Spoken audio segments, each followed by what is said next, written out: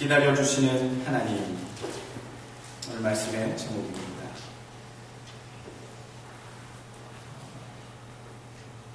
15장 누가복음 살펴보시게 되면 세 가지의 비유가 나옵니다. 예수님 비유를 통해 많은 깨달음 주시기도 하시고 또 하나님의 복음을 숨기시기도 하셨습니다. 이 세 가지 비유가 나오는데 첫 번째 비유는 잃어버린 양의 비유입니다. 90마리의 양 가운데 100마리의 양 가운데 한 마리가 잃어버렸을 때 99마리의 양을 놓고 한 마리를 끝까지 찾아 나선 목자의 비유. 또 10드라크마 가진 여인이 한 드라크마를 잃어버렸을 때 한 드라크마를 찾아서 그 기쁨을 동물들과 함께 나눈 그 비유. 마지막에 나오는 15장 뒷부분의 이야기가 바로 두 아들 가운데 둘째 아들이 세상에 나갔다가 허랑방탕하여 다시 아버지께로 돌아오는 탕자의 비유. 이렇게 세 가지의 비유를 예수님께서 연속적으로 비유를 통해 설교하고 계십니다. 똑같은 뉘앙스, 잃어버린 것, 놓친 것, 포기되었던 것을 다시 회복할 때의 그 기쁨, 그것을 지금 누구에게 설교하고 계시는가? 오늘 1절 말씀 한번 보시면요, 사실 15장 1절 말씀을 보게 되면 모든 세리와 죄인들이 말씀을 들어 가까이 나오니 라고 얘기하고 있어요. 그러니까 이 지금 설교의 말씀을 듣는 주 대상자는 세리와 죄인들. 이 세리와 죄인들은 공식적인 죄인들이었습니다. 그 당시에 종교인들, 또 바리새인들과 서기관들과 이전에 그 사람들도 예수님을 쫓아다니면서 예수님의 말씀을 듣기도 하고 예수님을 향할 근거를 찾기도 하며 쫓아다녔는데, 많은 사람들이 흔히 생각하기에 세금을 자기 동족에게부터 빼앗아서 로마에게 바치는 그러한 자들은 지옥 갈 아주 큰 죄인이다. 또한 자기의 몸을 더럽혀 하나님 앞에 음란한 삶을 사는 창기들은 참으로 더러운 죄인 중의 죄인들이다 라고 하는 두 대표적인 죄인의 무리가 오늘 성경에 나온 세리와 죄인들, 이렇게 표현되고 있습니다. 가만히 보면요, 이 세 가지 비유가 이 잃어버린 자들, 죄인이라 여겨지는 자들을 통해 선포되고 있는데, 하나님의 모습을 보시면 하나님은 찾으시고 기다리시고 즐거워하십니다. 오늘 15장에서 하나님이 하시는 역할입니다. 찾으시고 기다리시고 즐기시는 모습을 우리에게 보여주고 있습니다. 하나님이 찾으십니다. 하나님이 기다리십니다. 또한 하나님이 기뻐 즐거워하십니다. 하나님의 속성 가운데 오늘 우리가 기다려주시는 하나님에 대해서 포커스를 맞추고자 합니다. 우리 하나님, 우리를 기다려주신다. 오늘 본문은 하나님께서 회개하고 돌아올 인간을 기다리시는 예를 보여주고 계시고요. 같은 기다림의 이야기인데도 슬기로 5처녀는 오실 예수님을 기다리고 있는 인간의 모습을 얘기하는 것이 슬기로운 5처녀, 마태복음 25장에 나오는 얘기입니다. 같은 기다림인데 인간이 하나님을 기다리는 기다림도 있고요, 하나님이 인간의 회개하고 돌아오는 그 기다림의 순간을 기다리시는 본문도 나옵니다. 여러분, 인생은 기다림이다. 많이들 그렇게 알고 있습니다. Life is waiting. 기다림은 당연한 것이다. 어느 미국의 조사기관에서 재미난 시간에 그 평균을 내서 조사를 하는 부분이 있습니다. 미국인이 약 72세를 살 경우 각각 하는 일이 과연 몇 년씩이나 평균 되겠느냐라고 조사를 했는데, 잠자는 것이 23년, 직장에서 일하는 것이 20년, 쉬면서 즐기는 것이 7년, 먹고 마시는 것이 6년, 줄 서서 신호를 기다리는 것, 줄 서는 것이 5년, 그리고 약속 시간에 약속을 기다리는 것이 3년, 쇼핑을 하는데 3년, 전화 받는데 1년, 예배를 드리는데 1년 반 정도 걸린다. 미국인이 72세를 산다면 이렇게 평균적으로 시간을 쓴다. 그 가운데 오늘 관련돼서 보니까요, 줄 서서 줄을 서서 기다리거나 신호를 기다리거나 하는 것이 5년에다가 약속을 기다리는 것이 3년, 뭔가를 기다리고 가만히 대기하고 있는 것이 8년의 시간. 인생이 72살로 평균 잡았다면 8년이면 10분의 1을 넘는 시간을 기다림 속에 인생을 살아오고 있구나. 일하는 것이 많을 것 같은데 정작 일하는 것은 20년밖에 안 된다. 그래서 미국의 우리 부모들은 아이들에게 가르치는 첫 번째가 줄서기입니다. 라인업 딱 하죠. 아이들이 너도 나도 줄 서지 않고 무엇인가를 향해 다 달려들어서 무질서하게 달려들 때에 미국 부모들은 항상 처음부터 가르치는 것, Life is waiting. 기다려 줄 서는 것, 줄 서서 하는 것을 배우는 것, 이것을 첫 번째로 잘 가르치는 모습 우리가 보기도 합니다. 기다리는 것 자체는요, 사실 쉽지는 않습니다. 시간 낭비 아닌가, 또 속상한 그런 마음도 들고 힘들기도 하고 따분하기도 합니다. 기다리는 것도 힘든데요, 남을 기다리게 하는 것도 사실 결례입니다. 보통 외교적으로 30분을 기다리게 하는 외교적 결례라고 부릅니다. 외교적 결례는 30분이 기준입니다. 30분 이상 기다리게 하는 것, 상대방이나 그 상대의 대상에게 상당히 결례를 하는 것이다.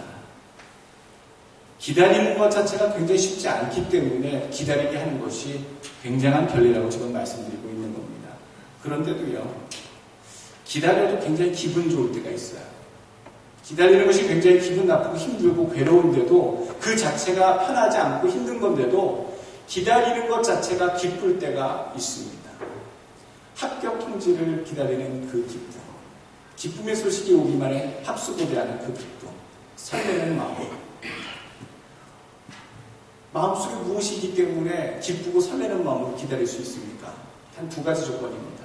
그것이 이루어질 것이다, 소망이 이루어질 것이다 라는 것과 그 상대를 내가 사랑한다 라는 이 두 가지만 있으면요, 기다림이 고되지 아니하고 기쁜 기다림이 된다는 얘기입니다. 여러분, 연애할 때 한번 기억해 보십시오. 여러분, 연애 결혼하신 분들, 상대방이 사랑하는 상대방이 조금 늦게 올 때 늦게 왔다고 성질 내십니까? 나타나 준 것만 해도 너무 반갑고 고맙지 않습니까? 그 우리가 가능한 마음이요, 기다리는 것 자체는 곤욕스러운 일이고 시간 낭비인 것 같고 따분한 일이지만 상대에 대해서 우리가 소망을 품고 있고 그 다음에 사랑하는 마음을 갖고 있으면요, 충분히 기다릴만 하다라는 전제를 우리는 알고 오늘 말씀을 들어야 할 줄 압니다. 그래서 기다림은 감동입니다. 기다려 준다는 것은 감동적인 사건이라는 얘기죠. 목사님, 저는 5분만 기다려주면 많이 기다려주는 거예요. 어떻게 30분씩 기다려줍니까? 약속 못 지키는 인간들이 잘못된 거지. 비즈니스 하다 보면 그런 사람들도 있죠. 철저하신 분들도 있어요. 여러분, 반대로 생각해 보십시오. 힘들게 바깥에서 일하고 들어왔는데 집안에 아무도 나를 기다려주는 사람이 없다라고 생각해 보십시오. 누군가가 나를 기다려주는 것이 그런 대상이 있다는 것과 기다려주지 않는다는 것은 큰 차이가 있다는 얘기입니다. 아기를 임신하고 오랜 기다림 끝에 고통 가운데 힘든 생활 가운데 마지막 출산할 때 여러분, 그 아기를 만난 엄마는 얼마나 기쁩니까? 오랜 기다림 속에 생명을 만났을 때 그 기쁨, 다 아기를 뱃속에 품으면서 소망하는 마음, 기다리는 마음이, 사랑하는 마음이 가득했기 때문에 아기를 낳았을 때 기뻐하는 것이겠지요. 못 기다리는 이유가 있습니다. 단 두 가지더라고요. 여러 가지 이유가 있겠습니다만 못 기다리는 사람은요, 인내심이 부족하거나 또는 더 이상 기다려봤자 오지 않을 것이 확실하거나 좋은 발전과 또 성과가 없을 것이 확신되어질 때는 기다리지 못하게 됩니다. 예수님이 다시 오실 것이 여러분 확실해지십니까? 오실지 안 오실지 모르고 그냥 이 세상이 끝나버릴지 모른다면 우리가 어떻게 예수님 오실 것을, 우리가 어떻게 기쁘게 예수 믿는 것을 유지해 나갈 수가 있겠습니까? 예수님이 다시 오셔서 믿음으로 산 자들, 지킨 자들을 구원하시고 천국으로 이끄실 것에 대한 소망이 우리에게 있기 때문에 힘든 세상살이, 유혹의 그런 도전이 있어도 참을만 하고 견딜만 하게 되는 것입니다. 죄의 본성이 바뀌는 것은 사실 불가능합니다. 특별히 천성이 바뀌는 것은 참 불가능합니다. 때를 기다리는 것도 중요하고요. 사람을 기다려주는 것도 참 중요합니다. 안 될 나무, 될성 싶은 나무는 싹수부터 알아본다고 그랬는데 안 될 나무는 우리가 포기하기 쉽다라는 얘기죠. 살다 보면 사람들이 얘기하지요. 변해도 그렇게 안 변하는 건 사람의 본성, 사람만큼 잘 안 변합니다. 라는 말씀 우리가 듣습니다. 천성은 잘 안 바뀝니다. 유럽의 우화 속에 스콜피온 앤 프로그라는 전갈과 개구리라는 유명한 우화가 있습니다. 이솝 우화라 하는데 이솝이 지은 우화는 아니에요. 유럽에 나온 유명한 책에 나온 이야기인데 전갈이 연못을 건너고자 하는데 헤엄을 칠 수가 없어서 저쪽 끝에 있는 개구리한테 부탁을 합니다. 개구리야, 나를 등에 태우고 건너게 해주려.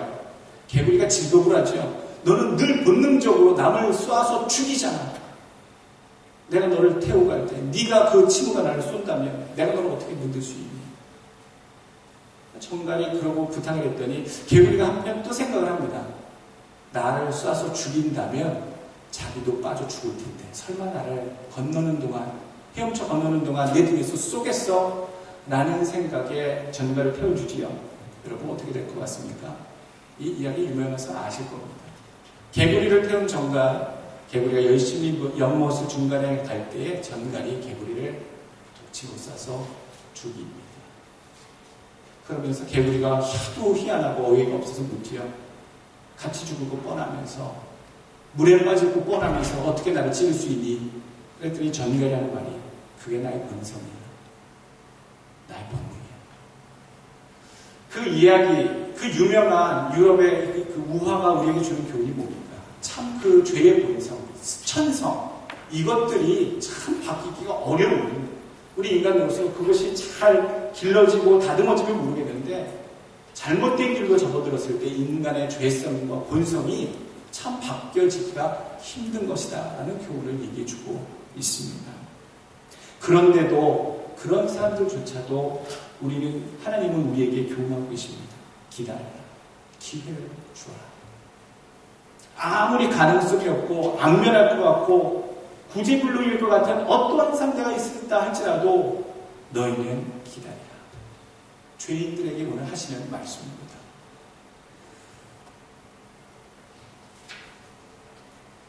왜 예수님은 죄인들을 기다려주신다고 하실까요? 예수님은 이유도 끝도 없이 그렇게 기다리라고 하셨기 때문에 우리가 기다려야 합니까? 오늘 그 이유가 여기 나와 있습니다. 7절 말씀 한번 보시죠.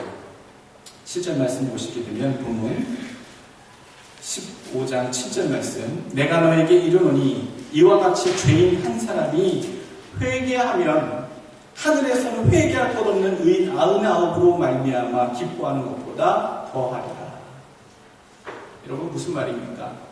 의인이, 착한 의인이, 하나님이 인정하시는 의인이 인생을 살다가 천국에 들어오는 것은 당연히 기뻐할 일이 있지만 정말로 구제할 수 없는, 천국에 들어올 수 없는 지옥과 그 죄인이, 악인이 하나님의 구원을 받아 천국에 오는 것은 기적 같은 기쁨이기 때문에, 그 놀라운 기쁨이기 때문에 그러한 것들조차 주님께서는 기다리신다, 사모하신다라고 얘기하고 계시는 겁니다. 우리의 상식은 의인은 천국이요, 악인과 죄인은 지옥이다. 우리는 늘 그렇게 생각하고 통념적으로 알고 있습니다만 예수님께서는 의인이 오는 것은 당연히 천국의 기쁨이지만 죄인이 천국에 들어온다면 기적 같은 센세이셔널한 그러한 큰 기쁨이다 라고 얘기해주고 계시다. 그래서 기다리고 계시다. 의인들도 기다리시지만 죄인들조차도 한 명까지라도 기다리고 계시다. 우리는 그래서 기다려야 합니다. 우리도 같은 죄인들이기 때문에, 우리도 거기서 거기였던 50고 100고 거의 비슷비슷한 다 죄인들이었기 때문에 우리보다 못한 자들, 또 악한 일을 일삼는 자들을 보면 비난하기 이전에 또 기다려주고 구원받을 수 있도록 예수 그리스도의 은혜가 임하도록 기다려주는 것. 예수님처럼 기다려주는 것. 하나님처럼 기다려주는 것. 오늘 예수님이 반복해서 말씀하시는 단어가 3개가 나옵니다. 15장 전체에 잘 보시게 되면 즐기자, 즐겨, 잔치하자라는 표현이 3번 반복됩니다. 오늘 6절 말씀 한번 보시죠. 집에 와서 그 벗과 이웃을 불러 모으고 말하되 나와 함께 즐기자, 나의 이른 양을 찾아내노라 하니라. 또 9절 말씀 드라크마 이야기죠. 또 찾아낸 즉 벗과 이웃을 불러 모으고 말하되 나와 함께 즐기자, 이른 드라크마를 찾아내노라. 또 오늘 탕자의 비유 23절 말씀 살진 송아지를 끌어다가 잡으라, 우리가 먹고 즐기자라고 얘기하십니다. 제일 기뻐하시는 그 일을, 제일 기뻐하시는 일, 잃어버렸던 죄인 한 명까지라도 구원하셨을 때에 예수님께서는 즐기셨다, 잔치하셨다, 행복해 하셨다는 것을 오늘 이 비유를 통해 3번씩이나 강조해 주고 계십니다. 우리가 예수님의 기쁨을 빼앗을 수 있을까요? 아닙니다. 의인은 구원받고 죄인은 지옥 가야죠. 우리가 그렇게 주장할 수 있습니까? 그렇게 할 수 없습니다. 어느 누구도 마지막 한 사람까지라도 세상에서 지탄받는 그러한 사람이라 할지라도 구원받는 그 길에 올라설 수 있도록 예수님의 기쁨이 되도록 기적 같은 구원의 길이 또한 열리도록 같이 예수님처럼 기다려주는 것이 우리의 본분이다 라는 말씀입니다. 그러면 그 한 마리 때문에 99마리는 덜 사랑받는 것인가요? 화랑방탕에 있었던 그 둘째 아들 때문에 그 첫째 형님은 분하고 억울해서 하나님 아버지, 자기 아버지한테 불공평하다고 어필을 하는데 그렇다고 덜 사랑하는 것일까요? 그렇지 않다는 얘기죠. 오늘 이 비유의 말씀은 나머지 99마리 또 9 드라크마가 덜 소중하고 그 첫 번째 형이 덜 소중해서 잃어버린 것들을 더 소중히 여긴다라고 하는 초점이 아니라 그것뿐 아니라 99마리 뿐 아니라 잃어버리지 않은 9 드라크마까지 첫째까지도 사랑하거니와 잃어버린 것조차 끝까지 사랑하시는 하나님의 구원하시는 사랑의 초점이 맞춰져 있다라는 오늘 우리에게 주신 말씀의 교훈이 3가지가 있습니다. 기다리시는 하나님은 죄인들의 소망이 되십니다. 첫 번째, 우리가 해야 할 것은요, 하나님의 기다려주심을 배우는 일입니다. 하나님의 기다려주심, 인내하고 참고 기다려주시는 그런 하나님의 모습을 우리도 닮아 배워야 한다는 얘기죠. 무슨 때를 기다리든지 아니면 상대방이 그 좋은 길로 다시 나올 수 있도록 인내하고 참고 기다리든지. 얼마 전에 뉴스에 그런 표현이 나왔습니다. 노벨상을 또 과학상들을 싹쓸이하게 한 일본의 그 예를 들면서 어떤 뉴스에 논설이 그렇게 나왔습니다. 실패만 겹쳐서 20년 동안 매일 울고만 싶어지는 좌절의 연속이었다. 누구의 말이냐면 야마나카 시니아라고 하는 일본 교수의 말입니다. 이분이 어떤 업적을 이뤘냐면 2012년 노벨 생리학상을 받으신 분이에요. 근데 어땠냐? 20년 동안 실패의 연속이었다는 거예요. 20년 동안 연구한 것이 늘 실패였는데 그것을 기다려주고 노벨상을 받기까지 기다려준 국민들과 학교, 학생들에게, 동료들에게 나는 무한한 감사를 드린다. 그 뉴스 논평의 이야기가 그겁니다.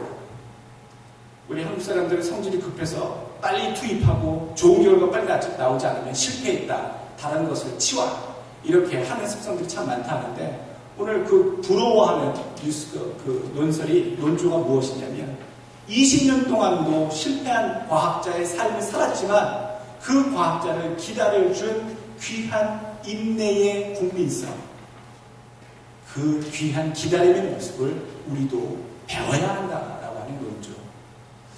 그 기다림은 소중한 겁니다. 성공할 때까지, 이루어질 때까지. 여러분, 우리 아이들에게 한두 번만 기회 줍니까? 너는 왜 한 번가르치면 제대로 못하니? 이게 바로 몇 번째야? 될 때까지 기다려주는 것이 우리 부모의 마음 아닙니까?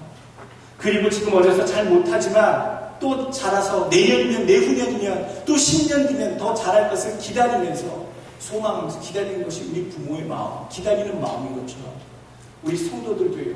자녀에게 했던 것처럼 우리 모두가 남편에 대해서, 아내에 대해서, 자녀에 대해서, 형제에 대해서, 주의 사랑하는 성도들 서로서로에 대해서 기다려주는 마음을 하나님처럼 배우는 것. 그런 기다림을 여러분 품으시기에 주의 이름으로 간절히 축원합니다. 나 같은 사람도 기다려주셨는데 우리가 다른 사람을 기다려주는 것은 당연한 것입니다.